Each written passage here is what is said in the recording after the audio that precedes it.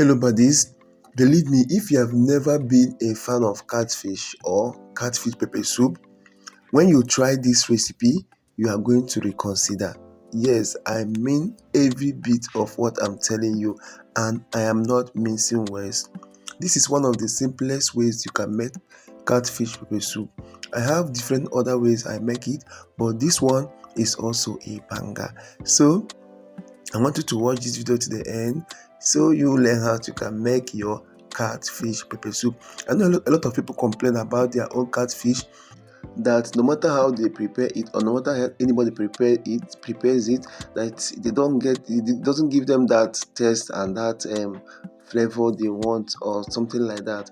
But this recipe is going to change that narrative. So enjoy. The first thing you need to do is you need very hot pepper. Those hot pepper, those tiny ones, fresh ones. Blend it with some garlic and ginger, but make sure that the quantity of garlic is going to be a little bit more than the ginger. So blend it with a little bit of water till you have it like this.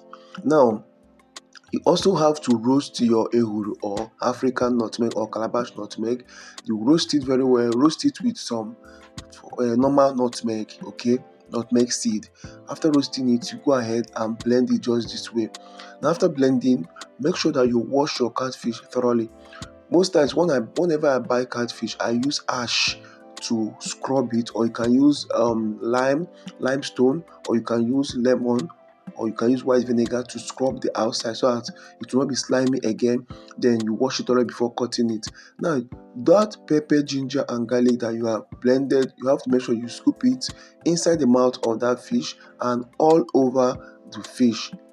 Make sure that each part of this fish is coated thoroughly with this pepper you have blended or pepper mix you have made. Okay, rinse your blender so well and pour the pepper, water, everything inside. Now here you have your blended calabash nutmeg and normal nutmeg. You have your fish seasoning, you have your crayfish seasoning, you have your salt, you have your pepper soup seasoning. You can use the local blend one or foreign one that you buy in sachet. You also have seasoning cube. So I use beef seasoning. You can also use chicken seasoning, anyone. Now go ahead, add some water into this and mix it very well. Now you're going to pour this into the fish and the pepper mix in your pot.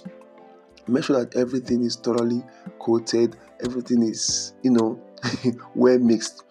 Now you're going to cover this to marinate for up to 1 hour, 2 hours or more, than to make sure that the pepper and the salt and the ingredients you have mixed is going to incorporate inside this fish so well, so that it will have that taste that you're supposed to have. So next, you also need your scent leaves. This is one of the top things you need in making African pepper soup, Nigerian pepper soup, catfish pepper soup. So go ahead and start cooking your pepper soup. Okay, so once you cook it, you don't need to cook it for too long.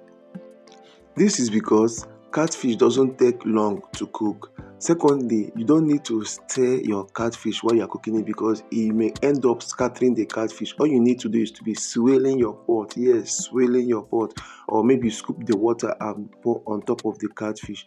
Also, I added some palm oil. Okay, the palm oil is optional. Yes, it's 100% optional, but most times when I cook catfish, I don't add it, but sometimes I do add, but it's optional.